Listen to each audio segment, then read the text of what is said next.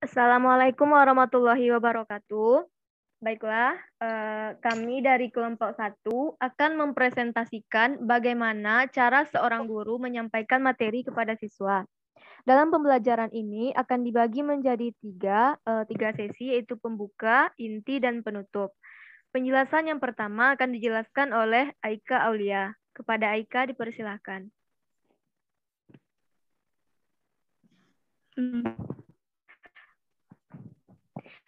Assalamualaikum anak-anak semuanya.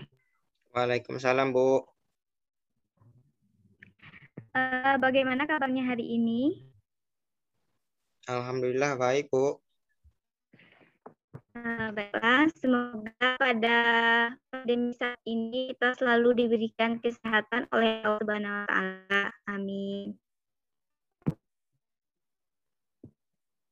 Jangan lupa untuk anak-anak ibu semua mematuhi semua protokol kesehatan jika pergi keluar ya.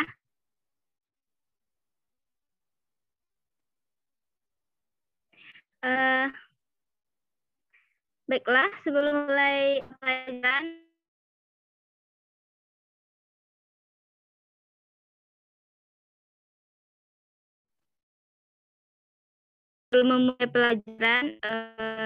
kita berdoa terlebih dahulu.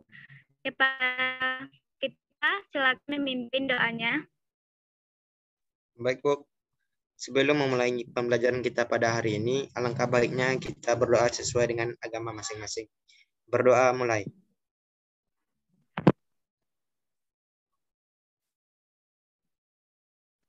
Berdoa selesai. Oke, baik. Terima kasih yang memberi doa kita pada pertemuan sekarang. Baiklah, anak-anak. Di sini siapa yang kenal dengan Archimedes?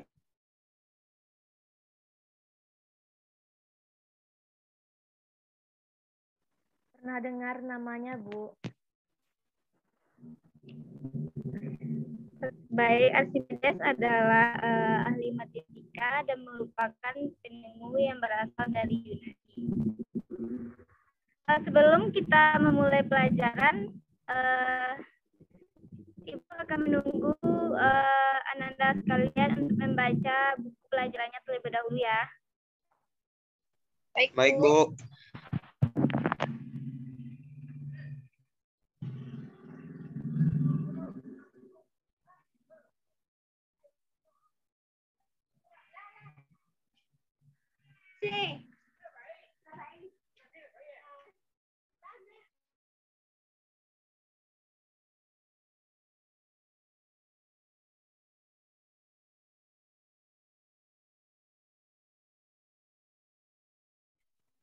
Sudah ya baca bukunya. Ibu lanjut untuk menjelaskan. Di sini terdapat fenomena-fenomena. Yang pertama, pada gambar di sini terdapat kapal. Apakah anak-anak pernah melihat atau mengamati?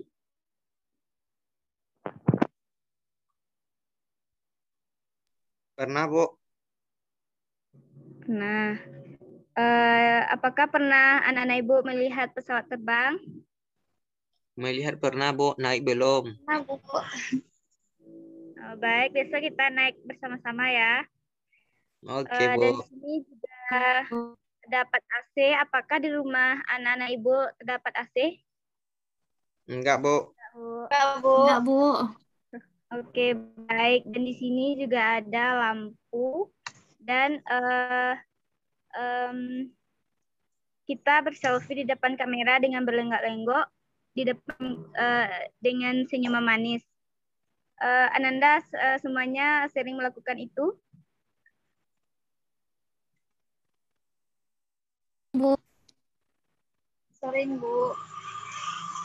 Nah, dari fenomena-fenomena tadi, terlepas dari ilmu fisika. Salah satu contohnya tadi sudah Ibu jelaskan, bahwa kapal laut tidak bisa tenggelam karena memakai prinsip Archimedes. Dan di sini juga terdapat gamer lampu di malam hari maupun lampu di rumah kita, di mana terdapat penerapan ilmu fisika, yaitunya tentang listrik. Nah, itulah beberapa penjelasan dari Ibu. Semoga anak-anak Ibu bisa memahami bahwa terdapat berbagai ilmu fisika yang kita terapkan dalam kehidupan sehari-hari ya.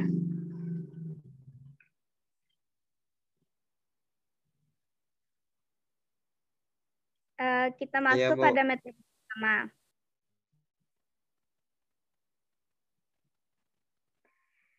Yang pertama ada hakikat fisika. Hakikat fisika dibagi menjadi 3. Yang pertama, sebagai produk. Sebagai produk ini maksudnya merupakan kumpulan pengetahuan atau body of knowledge yang dapat membentuk fakta, konsep, prinsip, hukum, rumus, teori, dan model. Yang kedua ada fisika sebagai proses, yaitu cara menyelidiki atau a way of investigating yang menggambarkan para ilmuwan bekerja dan melakukan penemuan. Dan yang ketiga, fisika sebagai sikap, yaitu setiap langkah dan proses membutuhkan sikap ilmiah dan cara berpikir atau a way of thinking yang baik.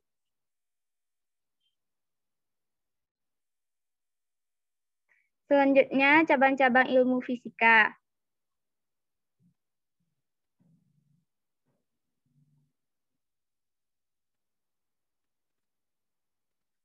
Yang pertama ada mekanika. Mekanika merupakan ilmu fisika yang mempelajari tentang gerak. Yang kedua ada fisika kuantum. Fisika kuantum merupakan cabang-cabang fisika dasar yang menggantikan mekanika klasik dan mempelajari tentang atom dan subatom. Yang ketiga ada mekanika fluida. Mekanika fluida merupakan cabang ilmu fisika yang mempelajari fluida atau cairan atau gas.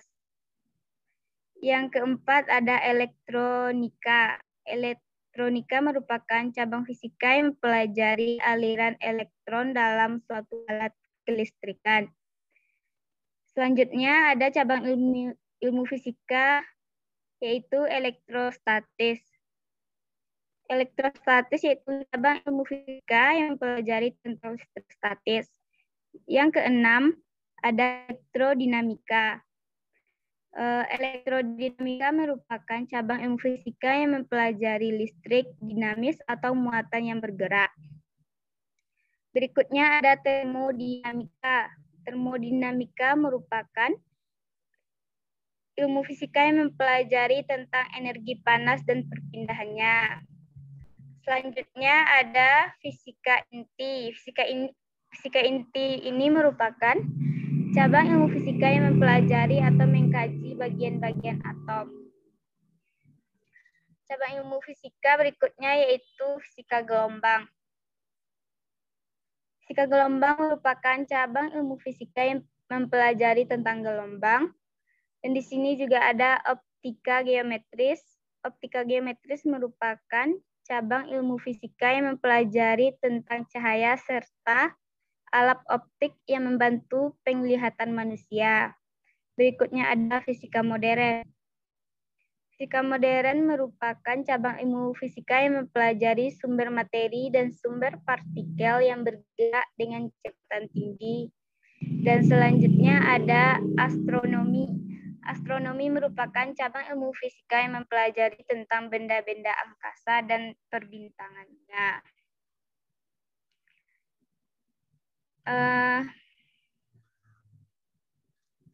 Selanjutnya yaitu ada peran fisika dalam kehidupan sehari-hari. Ananda masih mendengarkan kan? Masih, Bu. Masih, Bu. Selanjutnya peran fisika dalam kehidupan sehari-hari. Di sini apa saja sih peran fisika dalam kehidupan sehari-hari kita? Untuk yang pertama yaitu dalam bidang industri atau energi. Perannya yaitu mengembangkan pembangkit listrik, pesawat ulang-alik, pemindaian ultrasonik, dan penggunaan sinar dalam industri kelautan.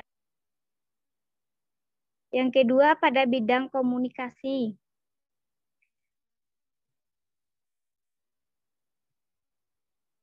Dalam bidang komunikasi, salah satu contohnya yaitu pada gelombang elektromagnetik pada telepon genggam. Kemudian ada serat optik untuk jaringan internet dan pengembangan data melalui internet.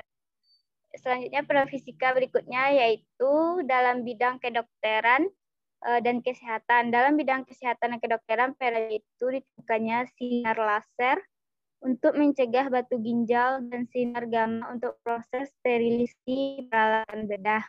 Peran selanjutnya dalam bidang budaya dan transportasi. Dalam bidang transportasi tentunya mesin bahan bakarnya serta mobil dan motor. Baiklah, penjelasan selanjutnya oleh rekan Ibu.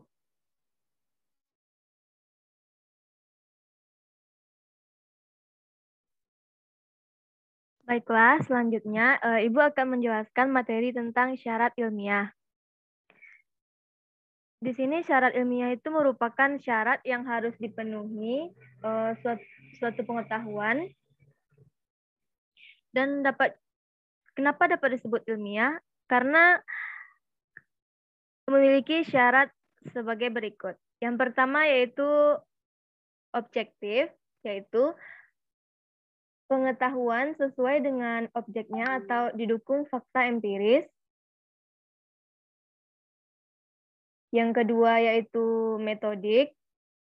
Yang ketiga yaitu pengetahuan diperoleh dengan menggunakan cara-cara tertentu yang teratur dan terkontrol. Yang ketiga sistematis.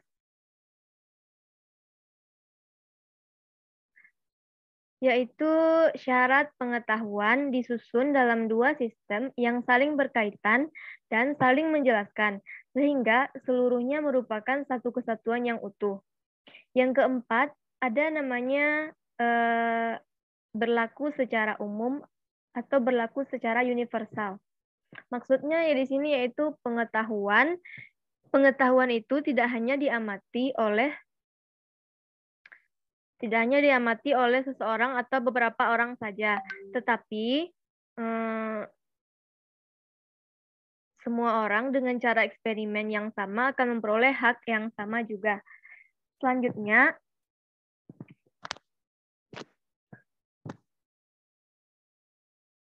mengenai metode ilmiah. Metode ilmiah merupakan langkah kerja yang dilakukan oleh para peneliti dalam menjawab masalah yang ada. Dilakukan secara sistematis dan berurutan.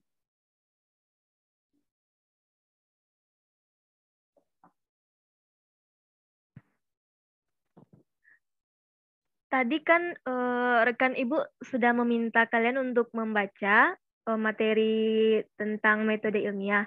Apa ada yang bisa menyebutkan apa sih kriteria yang ada dalam metode ilmiah itu? Apa ada yang bisa bantu Ibu menjawab? Tidak, Bu.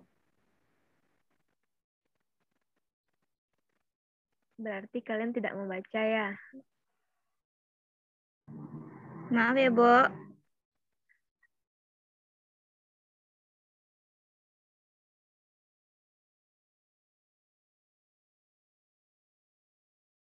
Nah, lanjut, Bu. Di sini kriteria metode ilmiah itu Yang pertama berdasarkan fakta dan bersifat objektif.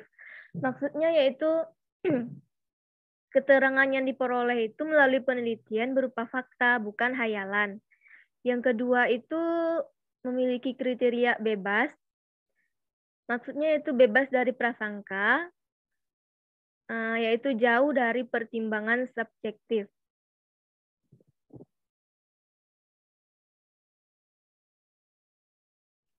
Nah, yang ketiga berdasarkan prinsip-prinsip analisis, yaitu semua masalah dicari sebab akibat dan pemecahannya dengan analisis yang logis. Dan yang keempat, melalui proses hipotesis, maksudnya yaitu hipotesis yang digunakan untuk memandu cara berpikir ke tujuan yang ingin dicapai, sehingga diperoleh hasil yang tepat. Sedangkan yang kelima yaitu berdasarkan teknik kuantitatif. Yang dimaksud berdasarkan teknik kuantitatif di sini yaitu data itu diperoleh menggunakan data ukuran kuantitatif atau diperoleh berdasarkan angka-angka yang pasti. Selanjutnya mengenai materi tentang langkah-langkah metode ilmiah.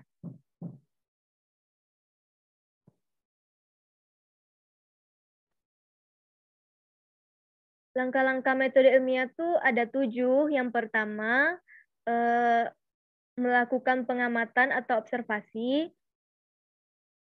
Jadi di sini kita menemukan masalah melalui pengamatan kuantitatif atau pengamatan kualitatif.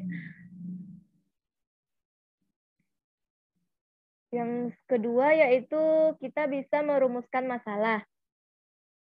Jadi di sini kita bisa merumuskan masalah menggunakan unsur 5W tambah 1H. Seperti pertanyaan apa, kapan, siapa, di mana, mengapa, atau bagaimana mengenai objek yang akan diselidiki. Dan yang ketiga, kita mengumpulkan informasi data yang diperoleh dari literatur.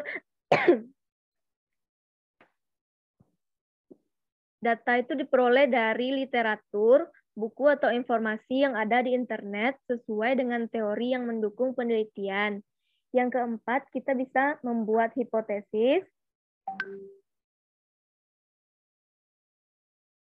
Hipotesis di sini merupakan dugaan sementara tentang masalah yang diselidiki.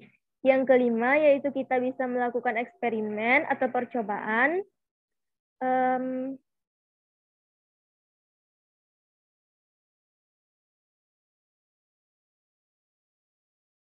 Yang keenam, kita bisa melakukan analisis data dan yang terakhir kita bisa menarik kesimpulan.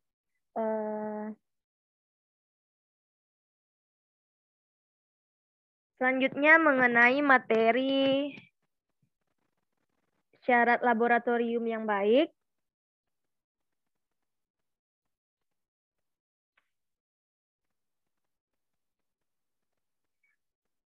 Yang pertama yaitu kelengkapan atau keselamatan. Di sini ada nomor telepon penting seperti pemadam kebakaran atau petugas medis. Yang kedua, ruangan laboratorium mempunyai sistem ventilasi yang baik. Yang ketiga, ruangan laboratorium harus tersusun rapi. Penempatan bahan kimia dan peralatan percobaan harus ditata rapi supaya mudah untuk mencarinya. Yang keempat, alat keselamatan kerja harus selalu tersedia dan dalam kondisi baik agar siap dipakai.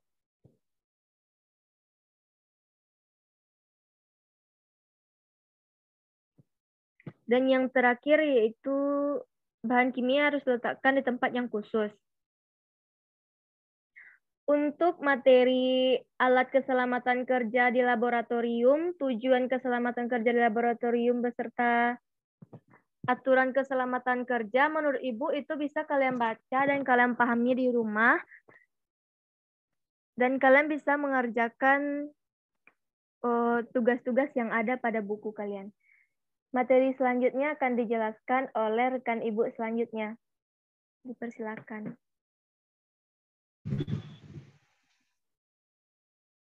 Baiklah, Ibu akan melanjutkan materi selanjutnya. Nah, pada pertemuan sebelumnya kita telah mempelajari tentang hakikat fisika dan prosedur ilmiah. Nah, siapa yang masih ingat apa itu ilmu fisika? Coba angkat tangan, siapa yang bisa menjelaskannya?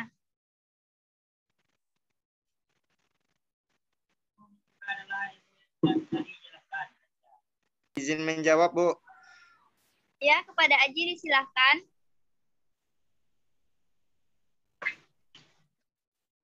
Ilmu fisika adalah cabang ilmu pengetahuan alam yang membahas tentang materi dan perilakunya dalam ruang dan waktu.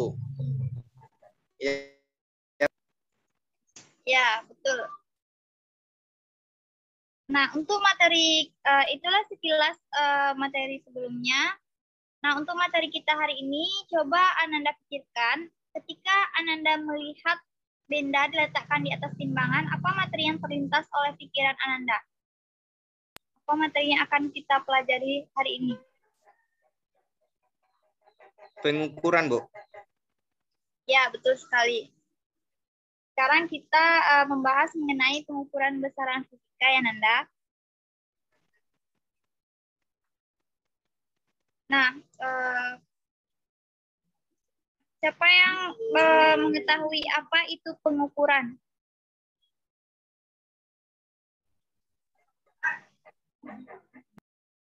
Izin menjawab, Bu. Ya, kepada Aji disilakan. Pengukuran itu adalah suatu proses menimbang suatu benda, Bu. Nah, yang dikatakan Aji termasuk benar.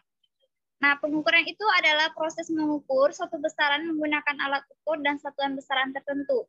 Nah, di mana pada pengukuran ini terdapat besaran dan satuan. Nah, besaran yang dimaksud itu adalah sesuatu yang dapat diukur dan dinyatakan dengan angka. Lalu satuan. Satuan itu adalah pembanding dalam pengukuran. Di mana dalam melakukan pengukuran itu kita menggunakan alat ukur. Yang mana alat yang digunakan itu untuk mengukur benda atau kejadian tersebut. Nah, ada beberapa jenis atau macam-macam alat ukur panjang, alat ukur waktu, alat ukur fasa, dan alat ukur suhu.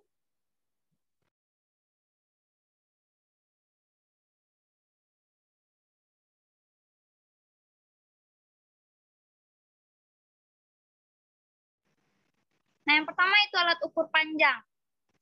Yang termasuk alat ukur panjang di sini yaitu mistar, jangka sorong, dan mikrometer sekrup. Nah, coba perhatikan PPT. Ada penggaris, jangka sorong, dan mikrometer sekrup. Nah, yang pertama itu mistar, penggaris, di mana penggaris ini memiliki skala terkecil 1 mm, dan mempunyai ketelitian 0,5 mm. Nah, ketelitian pengukuran menggunakan mistar ini adalah setengah nilai skala terkecilnya. Yang kedua itu jangka sorong. Pada gambar terdapat bagian-bagian dari jangka sorong. Anda bisa melihat gambar yang ada pada PPT ya. Iya, Bu. Jangka sorong ini memiliki ketelitian 0,1 mm. Dan hasil pengukuran jangka sorong ini bisa kita dapatkan dari skala yang ditunjukkan ditambah skala Nonius yang berimpit, lalu dikali dengan ketelitian alat. Nah, yang ketiga itu mikrometer sekrup. Mikrometer sekrup ini memiliki ketelitian 0,001.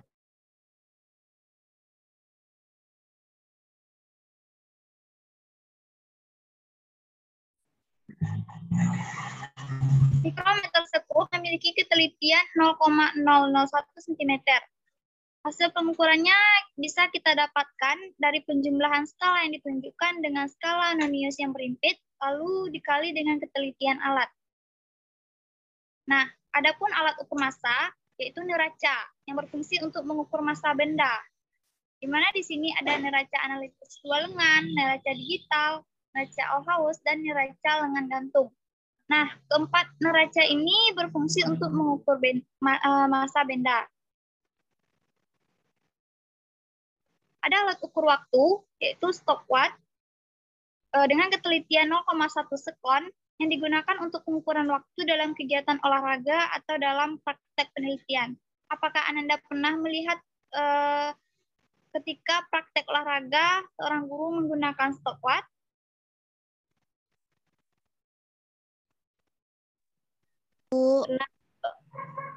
Nah, ya, kita lanjut dengan alat ukur waktu yang kedua, yaitu arloji atau jam. Lalu penunjuk waktu elektronik dan jam atom cesium. Adapun alat ukur arus, yaitu yang kita gunakan, adapun alat ukur suhu yang kita gunakan yaitu termometer. Dan selanjutnya ada alat ukur kuat arus.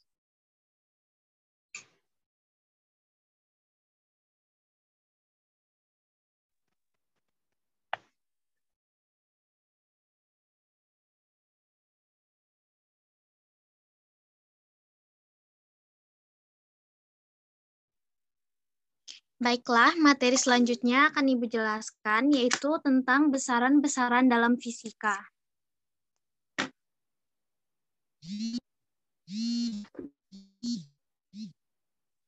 Besaran dalam fisika yaitu ada dua, yaitu besaran pokok dan besaran turunan. Besaran pokok yaitu besaran yang satuannya ditetapkan terlebih dahulu, kemudian untuk menetapkan satuan besaran fisika lainnya. Satuan pada besaran pokok disebut dengan satuan pokok. Besaran pokok ini terdiri dari 7 besaran, yaitu panjang, massa, waktu, kuat arus listrik, suhu, jumlah zat, serta intensitas cahaya.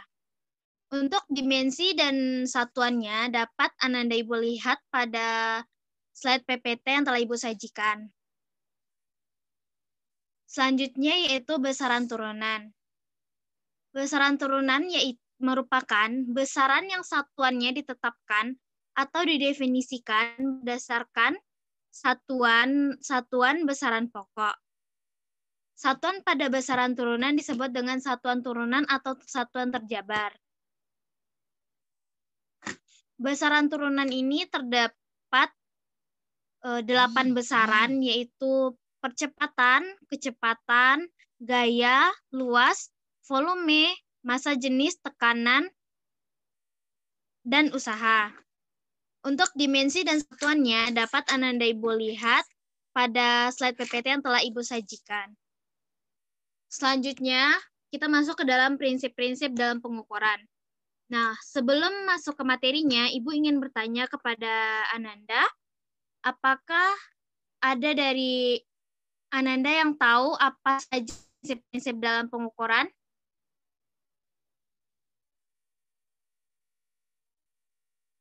Izin menjawab, Bu. Ya, silakan Aji. Ketelitian dan kecepatan, Bu. Nah, ya benar. Dalam prinsip-prinsip pengukuran yaitu ada ketelitian.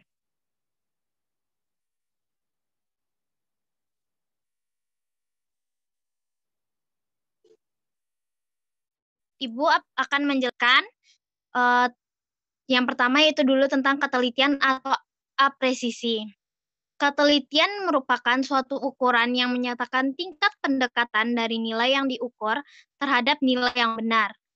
Hubungan antara ketelitian dan ketidakpastian relatif yaitu 100% dikurang ketidakpastian relatif dalam persentasenya.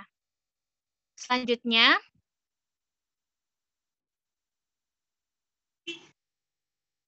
Ibu akan menjelaskan tentang ketepatan atau akurasi. Ketepatan atau akurasi merupakan suatu ukuran kemampuan untuk mendapatkan hasil pengukuran yang sama.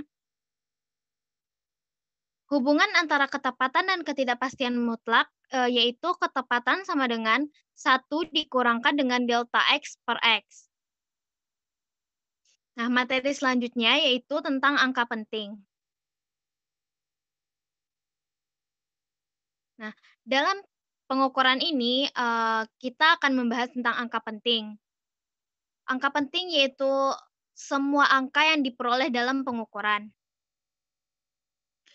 Angka penting ini digunakan untuk mengatasi kerancuan di dalam pengukuran, sehingga kita perlu memperhatikan beberapa halnya, yaitu penulisan angka penting bertujuan untuk mengetahui ketelitian suatu pengukuran. Selanjutnya, penulisan hasil pengukuran sebaiknya menggunakan notasi ilmiah. Semua angka bukan nol merupakan angka penting. Dapat kita contohkan angka penting yaitu 3,023 gram. Di sini terdapat 4 angka penting. Selanjutnya yaitu pada 4,500 sekon, di sana terdapat 3 angka penting. Selanjutnya yaitu pada 0,025 cm, di sana terdapat 2 angka penting. Dalam angka penting memiliki kriterianya tersendiri, yaitu angka 0 di antara bukan 0 termasuk angka penting. Sedangkan angka 0 yang berada di sebelah kanan angka bukan 0 termasuk angka penting kecuali ada penjelasan atau keterangan tertentu. Angka di sebelah kiri angka bukan 0 termasuk angka penting. Nah, materi selanjutnya akan dijelaskan oleh rekan saya.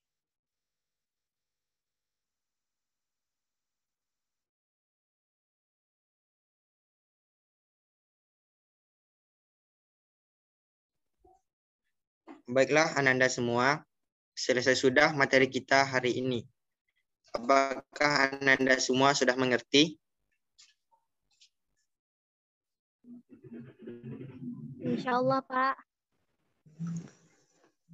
Baiklah, sebelum Bapak menutup pembelajaran kita hari ini, Bapak menguji pemahaman Ananda semua mengenai materi yang telah Bapak jelaskan tadi. Silakan kerjakan soal latihan yang pertama, jika M pangkat A dikali L pangkat B ditambah T pangkat C adalah dimensi daya dengan nilai 5A tambah 2B tambah 6C adalah. Apakah Ananda semua ada yang bisa mendapatkan jawabannya?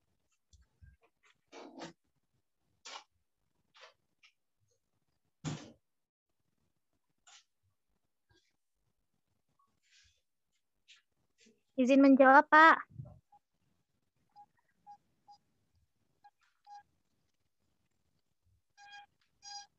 Ya, Dolatul, silakan. Untuk dimensi pada daya P, daya atau dengan dilambangkan P, yaitu didapatkan dimensi M, L kuadrat, dan dimensi T pangkat min 3. Sedangkan hasil dari 5A tambah 2B tambah 6C yaitu sama dengan min 9.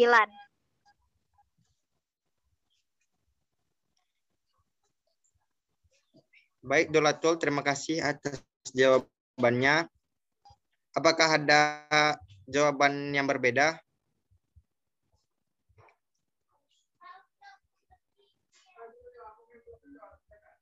Oke, jika tidak ada, jawaban yang dipaparkan oleh saudari Daulatul Kamali itu adalah benar. Jadi Bapak jelaskan ya, rumus daya itu sama dengan W per T. Satuan dari daya, joule per sekon, atau kita ketahui dengan watt. Nah, untuk dimensi joule itu adalah kilogram, untuk satuan joule adalah kilogram meter per sekon kuadrat dibagi sekon kuadrat. Kita bagi dengan sekon, sama dengan kilogram meter kuadrat per sekon kuadrat. Nah, untuk dimensinya adalah dimensi dari kilogram sama dengan M, dimensi meter kuadrat sama dengan L, sedangkan dimensi waktu adalah T. Maka kita dapatkan hasil jawabannya yaitu untuk M itu 1, untuk A 1, sedangkan L itu 2, sedangkan T itu min 3, maka Maka untuk soal 5A tambah 2B tambah 6C adalah 5 dikali dengan 1 sama dengan 9, ditambah 5 dikali 1 sama dengan 1, ditambah 2 dikali 2 sama dengan 4, dikurang 6 dikali min 3. 6 dikali min 3 sama dengan min 18. Jadi jawaban dari saudara Dolatul Kamali itu adalah benar. Kemudian untuk soal nomor 2, jika gaya F adalah percepatan, jika gaya sama dengan F, percepatan A dan waktu T ditetapkan sebagai besaran pokok, maka dimensi dari besaran panjang adalah. Baiklah, Bapak akan kasih waktu untuk mengerjakannya 5 menit. Apakah saudara? Silahkan dikerjakan dalam jangka waktu 5 menit. Bapak silahkan.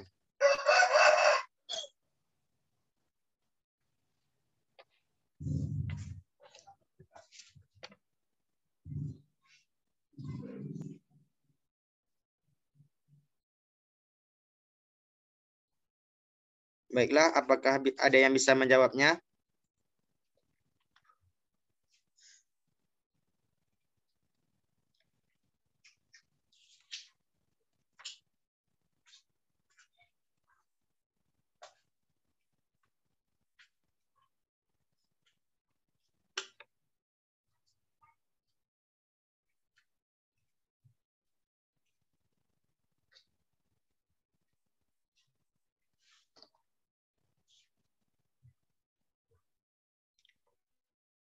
Oke, baiklah Anda semua.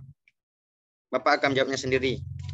Dari besaran panjang ada, kita ketahui adalah besaran panjang. Satuan dari panjang itu adalah meter.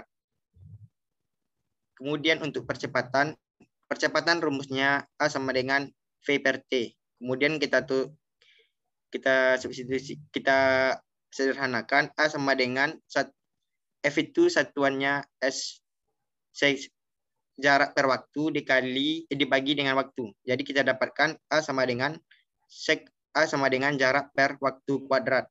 Kemudian kita sekali silang S sama dengan A dikali T kuadrat. Mendapatkan hasil S sama dengan A besar dikali T besar kuadrat. Yang jawaban ini merupakan besaran turunan. Kemudian untuk soal yang ketiga, yaitu persamaan simpangan suatu dinyatakan oleh YT sama dengan A sin WT ditambah BT ditambah CT kuadrat cos WT, di mana T adalah satuan waktu. Satuan internasional dari ABC adalah, maka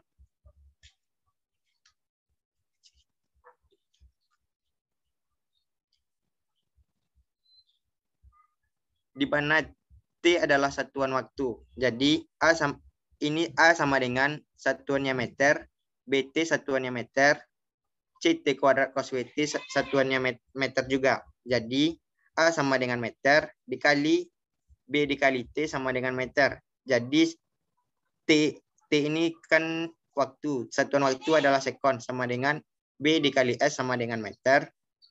Kita kali 9, B sama dengan MS kuadrat.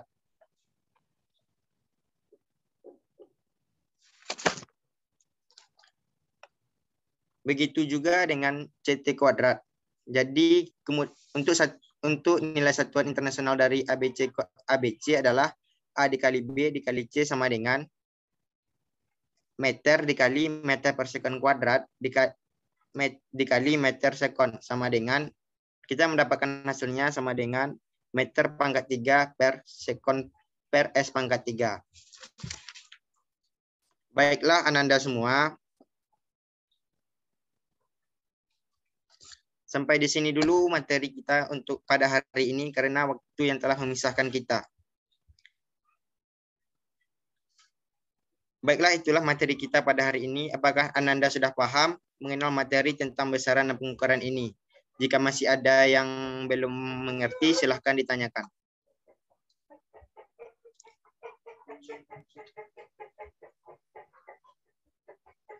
Sudah paham, Pak.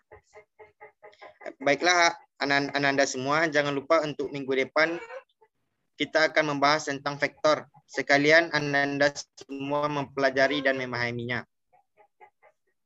Baik, Pak. Baiklah, itu saja dari Bapak. Jika ada kesalahan, jika ada kata-kata dari Bapak yang kurang tepat atau kekurangan, Bapak minta maaf. Karena yang benar datang dari Allah, yang salah datang dari diri Bapak sendiri. Bapak akhiri dengan doa kafaratul majlis. Subhana rabbika jalla. Baiklah, hanya inilah yang dapat Bapak sampaikan. Wabillahi taufiq wal hidayah. Assalamualaikum warahmatullahi wabarakatuh. Waalaikumsalam warahmatullahi wabarakatuh. Terima kasih, Pak. Warahmatullahi wabarakatuh. Makasih, Pak. Sama-sama.